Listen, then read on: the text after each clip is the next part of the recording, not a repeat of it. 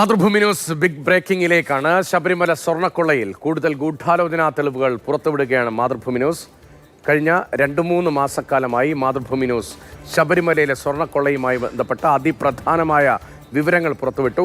ആ വിവരങ്ങളുടെ തുടർച്ചയായി SIT അന്വേഷണം മാതൃഭൂമി ന്യൂസിന്റെ റിപ്പോർട്ട് കൂടി ശേഖരിച്ചുകൊണ്ടായിരുന്നു എന്ന് പ്രേക്ഷകർക്ക് ഓർമ്മയുണ്ടാവും. ഇപ്പോൾ വളരെ പ്രധാനപ്പെട്ട ചില തെളിവുകൾ കൂടി, ഗൂഢാലോചനയുമായി ബന്ധപ്പെട്ട തെളിവുകൾ കൂടി നമ്മൾ പുറത്തുവിടുന്നു. പോറ്റിയും പങ്കജ് ഭണ്ഡാരിയും ഗോവർദ്ധനും ഒറ്റ സംഘമാണ് എന്നാണ് ഇപ്പോൾ വ്യക്തമാകുന്നത്. ഗൂഢാലോചനയിൽ 3 പേർക്കും പങ്കുണ്ട് എന്ന കണ്ടെത്തലുമുണ്ട്. സ്മാർട്ട് ക്രിയേഷൻസ് ഉടമ പങ്കജ് ഭണ്ഡാരിയും ജ്വല്ലറി ഉടമ ഗോവർദ്ധൻ തമ്മിൽ 15 വർഷത്തിൽ അധികമായി ബിസിനസ് ബന്ധമുണ്ട് എന്ന വിവരങ്ങൾ കൂടി ലഭിക്കുകയാണ്. പോറ്റിക്ക് സ്മാർട്ട് ക്രിയേഷൻസുമായി വർഷങ്ങളായി ബന്ധമുണ്ട് എന്നതുകൂടി വ്യക്തമാകുന്നുണ്ട്. R അനന്തകൃഷ്ണൻ നമുക്കിപ്പോൾ ഉണ്ട്, ഒപ്പം KB ശ്രീധരനും നമുക്കൊപ്പം ചേരുന്നുണ്ട്. ആദ്യം അനന്തനിലേക്കാണ്. അനന്തൻ, വളരെ പ്രധാനപ്പെട്ട ചില വിവരങ്ങൾ കഴിഞ്ഞ ദിവസങ്ങളിൽ അനന്തൻ ഇന്നലെ വൈകിട്ട് റിപ്പോർട്ട് ചെയ്തത് 2009 മുതൽ ഉപക്ഷേത്രങ്ങളിലെ തട്ടിപ്പ്, ആ തട്ടിപ്പുമായി ബന്ധപ്പെട്ട ചില വിവരങ്ങൾ കൂടി നമ്മൾ പുറത്തുവിട്ടിരുന്നതാണ്. ഇപ്പോൾ ലഭ്യമാകുന്ന പുതിയ തട്ടിപ്പുമായി ബന്ധപ്പെട്ട ഗൂഢാലോചനയിലെ വിവരങ്ങൾ എന്തെല്ലാമാണ്?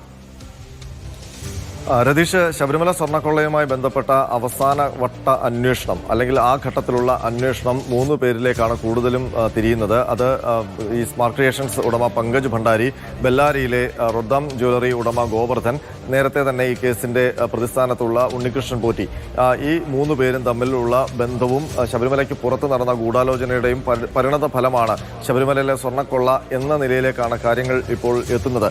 മാത്രമല്ല, ഇവർ 3 പേരും നേരത്തെ തന്നെ തമ്മിൽ ബന്ധങ്ങൾ ഉണ്ടായിരുന്നു. ശബരിമലയിലെ ഈ വാതിൽ നിർമ്മാണവുമായി ബന്ധപ്പെട്ട സ്പോൺസർഷിപ്പിന്റെ പേരിൽ ആവുന്നതിന് മുൻപ് തന്നെ, അതിനും 10 വർഷം മുമ്പ് തന്നെ ഇവർ തമ്മിൽ ബന്ധമുണ്ടായിരുന്നു എന്ന് SITക്ക് വിവരങ്ങൾ ലഭിച്ചിട്ടുണ്ട്, തെളിവുകൾ ലഭിച്ചിട്ടുണ്ട്. പ്രത്യേകിച്ച് പങ്കജ് ഭണ്ഡാരി, സ്മാർട്ട് ക്രിയേഷൻസ് ഉടമ പങ്കജ് ഭണ്ഡാരിയും റൊദ്ദാം ജ്വല്ലറി ഉടമ ഗോവർദ്ധനും തമ്മിൽ നേരത്തെ തന്നെ സ്വർണ്ണ ഇടപാടുകളുമായി ബന്ധപ്പെട്ട ബന്ധങ്ങൾ ഉണ്ടായിരുന്നു എന്നുള്ള കാര്യം വ്യക്തമാണ്. ഗോവർദ്ധനും ഉണ്ണികൃഷ്ണൻ പോറ്റിയും തമ്മിൽ നേരത്തെ തന്നെ ഈ ശബരിമലയിൽ എത്തുന്നതുമായി ബന്ധപ്പെട്ട ശബരിമല യാത്രയുമായി ബന്ധപ്പെട്ടൊക്കെയുള്ള അവിടുത്തെ ആചാരങ്ങളുമായി ബന്ധപ്പെട്ട ബന്ധങ്ങൾ ഉണ്ടായിരുന്നു. അപ്പോൾ ഈ സ്വർണ്ണക്കൊള്ളയുമായി ബന്ധപ്പെട്ട ആസൂത്രണങ്ങൾ ഈ 3 പേരിൽ തുടങ്ങി എന്നുള്ള നിഗമനത്തിലേക്കാണ് എത്തുന്നത്. മാത്രമല്ല, നിലവിൽ ശബരിമലയിൽ ഉരുപ്പടിയിൽ നിന്ന് ഉരുക്കിയെടുത്ത സ്വർണം എന്ന പേരിൽ കണ്ടെടുത്തിരിക്കുന്ന സ്വർണ്ണ കട്ടികൾ, അത് സംബന്ധിച്ച് ഇപ്പോഴും SIT ഒരു തീർച്ചയിലേക്ക് എത്തിയിട്ടില്ല. അതിങ്ങനെ ഉരുക്കിയെടുത്തതാണോ, അതല്ല അത് ഈ കഥയുടെ ദിശ മാറ്റാൻ വേണ്ടി അല്ലെങ്കിൽ സ്വയം ഒരു മോഷണ കേസ് മാത്രമാക്കി ചുരുക്കി അതിൽ നിന്ന് തൽക്കാലം കുറച്ച് സ്വർണം കൊടുത്ത് രക്ഷപ്പെടാനുള്ള തന്ത്രമാണോ ഈ 3 പേരും ആവിഷ്കരിക്കുന്നത് എന്നുള്ള സംശയവും അന്വേഷണ സംഘത്തിനുണ്ട്. ഇതിനൊപ്പമാണ് ഇപ്പോൾ ഈ 3 പേരിലേക്ക് കാര്യങ്ങൾ കേന്ദ്രീകരിക്കപ്പെടുകയാണല്ലോ. ഇപ്പോൾ അനന്തൻ ഇന്നലെ നൽകിയ റിപ്പോർട്ട് അനുസരിച്ചാണ് 2009 മുതൽ ഈ ശബരിമലയിലെ സ്വർണം പൂശലുമായി ബന്ധപ്പെട്ട് ഇവർക്കെല്ലാം പങ്കാളിത്തമുണ്ട്. ഒരേ കാലത്താണ് ഇവരെല്ലാം ശബരിമലയിലേക്ക് വരുന്നത്. ഇവരെ കൊണ്ടുവന്നത് ആരാണ് എന്ന വലിയ ചോദ്യമല്ലേ? അങ്ങനെ ശബരിമലയിൽ പുറത്തുനിന്ന് 3 പേർ വന്ന് സ്വർണ്ണപ്പാളിയും സ്വർണവും കൊണ്ടുപോകാനും കഴിയില്ലല്ലോ. അപ്പോൾ ഇവർക്ക് പിന്നിൽ ഇവരെ എത്തിച്ചത് മറ്റൊരു സംഘമാണോ, ഈ ബോർഡിന്റെ നേതൃത്വമാണോ എന്നതാണ് നേരിട്ടുള്ള ചോദ്യം. രതീഷ്, നമുക്ക് മനസ്സിലാക്കാൻ കഴിയുന്നത് 2009 ഉണ്ണികൃഷ്ണൻ പോറ്റി ശബരിമലയിൽ സജീവമായി കഴിഞ്ഞു. ആ ഘട്ടത്തിലാണ് സ്മാർട്ട് ക്രിയേഷൻസും ശബരിമലയിലേക്ക് എത്തുന്നത്. ആ സമയത്ത് ഗോവർദ്ധനും ശബരിമലയിൽ ഒരു ഭക്തനായി ഉണ്ണികൃഷ്ണൻ പോറ്റിയുടെ സുഹൃത്തായി ഒക്കെ ഉണ്ടായിരുന്നു എന്നുള്ളതാണ്.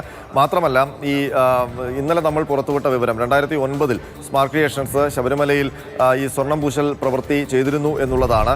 അപ്പോഴാണ് നമ്മൾ അവിടെ മറ്റൊരു കൊള്ള 2009 നടന്നിട്ടുണ്ടോ എന്നുള്ള സംശയം പുറത്തുവിട്ടത്. അത് 98 ശബരിമല സന്നിധാനത്തെ ശ്രീകോവിലിൽ സ്വർണം പൊതിയുമ്പോൾ അതിനൊപ്പം തന്നെ ഈ ഉപക്ഷേത്രങ്ങൾ, 2 ഉപക്ഷേത്രങ്ങൾ, കന്നിമൂല ഗണപതിയും നാഗരാജാവും, ഈ ഉപക്ഷേത്രങ്ങളിലെ 2 കലശങ്ങളിൽ കൂടി വിജയമല്യ അന്ന് സ്വർണം പൊതിഞ്ഞിരുന്നു എന്നുള്ള കാര്യമാണ്. ആ സ്വർണം പൊതിഞ്ഞ കലശങ്ങളുള്ള ഉപക്ഷേത്രങ്ങളിലാണ് 2009 പങ്കജ് ഭണ്ഡാരിയും സംഘവും സ്വർണം പൂശിയത്. അങ്ങനെ വരുമ്പോൾ ആ കലശങ്ങൾക്ക് എന്ത് സംഭവിച്ചു എന്നുള്ളൊരു ചോദ്യമാണ് നമ്മൾ മുന്നോട്ട് വെച്ചത്. നമുക്കിപ്പോൾ ആ വാർത്ത നൽകിയതിന് ശേഷം നമുക്ക് കിട്ടിയ ഒരു വിവരം എന്ന് പറയുന്നത്, കുറച്ചുനാൾ മുമ്പ് ഈ സംശയം ഉന്നയിച്ചുകൊണ്ട് ഹൈക്കോടതിക്കും അതുപോലെ തന്നെ ഇപ്പോൾ SITക്ക് നേതൃത്വം നൽകുന്ന ക്രൈംബ്രാഞ്ച് മേധാവി H വെങ്കടേഷനും ഒരു അയ്യപ്പ ഭക്തൻ ഒരു കത്ത് അയച്ചിട്ടുണ്ട് എന്നുള്ളതാണ്. ഈ സ്മാർട്ട് ക്രിയേഷൻസ് ശബരിമലയിൽ മുൻപും എത്തിയിട്ടുണ്ട്. അപ്പോൾ അതിനു മുൻപ് തന്നെ അവർ ഈ വർഷങ്ങൾക്ക് മുമ്പ് തന്നെ എത്തുമ്പോൾ തന്നെ അവിടെ കൊള്ള ആരംഭിച്ചു എന്നുള്ള കാര്യം അന്വേഷിക്കണം എന്ന് പറഞ്ഞ് ഹൈക്കോടതിക്ക് ഒരു ഹർജിയും ഒപ്പം തന്നെ ADGP H വെങ്കടേഷിന് മറ്റൊരു പരാതിയും നൽകിയിട്ടുണ്ട്. അത് രണ്ടും അവരുടെ പരിധിയിൽ തന്നെ ഉണ്ട്, അത് ഹൈക്കോടതിയുടെ പരിഗണനയിൽ ഉണ്ട് എന്നാണ് നമുക്ക് മനസ്സിലാക്കാൻ കഴിയുന്നത്. അപ്പോൾ ഇത് സംബന്ധിച്ച് നമ്മൾ ഇന്നലെ വാർത്ത പുറത്ത് വിടുന്നതിന് മുൻപ് തന്നെ ഹൈക്കോടതിക്ക് അത് സംബന്ധിച്ച് ചില വിവരങ്ങൾ കിട്ടിയിട്ടുണ്ട് എന്നുള്ള കാര്യം ഇപ്പോൾ വ്യക്തമാവുകയാണ്. അങ്ങനെ വരുമ്പോൾ ആ കാര്യങ്ങൾ കൂടി SITയുടെ അന്വേഷണ പരിധിയിൽ ഉണ്ടാകും എന്ന് തന്നെ നമുക്ക് പ്രതീക്ഷിക്കാം. അപ്പോൾ ഒരു കാര്യം വ്യക്തമാണ്, പങ്കജ് ഭണ്ഡാരിയും ഗോവർദ്ധനും ഉണ്ണികൃഷ്ണൻ പോറ്റിയും അവർ 2009 മുൻപേ പരിചയക്കാരാണ്. അവർ ഒരുമിച്ചുള്ള ബിസിനസ് ഡീലിംഗ്സും ഉണ്ട്. അങ്ങനെ വരുമ്പോൾ ഈ 3 പേരും കൂടി ഒരു വലിയ കൊള്ള ലക്ഷ്യമിട്ട് ശബരിമലയിലേക്ക് പറന്നിറങ്ങിയതാകാനാണ് സാധ്യത എന്നാണ് ഇപ്പോൾ മനസ്സിലാക്കാൻ കഴിയുന്നത്. ശരി, ഉണ്ണികൃഷ്ണൻ പോറ്റി, ഗോവർദ്ധൻ, പങ്കജ് ഭണ്ഡാരി 3 പേരും ഒരേ തൂവൽ പക്ഷികളാണ്. 2009 മുതൽ അവരുടെ സാന്നിധ്യം ശബരിമലയിലുണ്ട്. ആരെത്തിച്ചു, ആരുടെയൊക്കെ സഹായം പിന്നീട് കിട്ടി, അതിലെ താല്പര്യങ്ങൾ എന്ത്, ആർക്കൊക്കെ വിഹിതം കിട്ടി എന്ന കാര്യത്തിലാണ് ഇനി കുറെ കൂടി വ്യക്തത വരേണ്ടത്.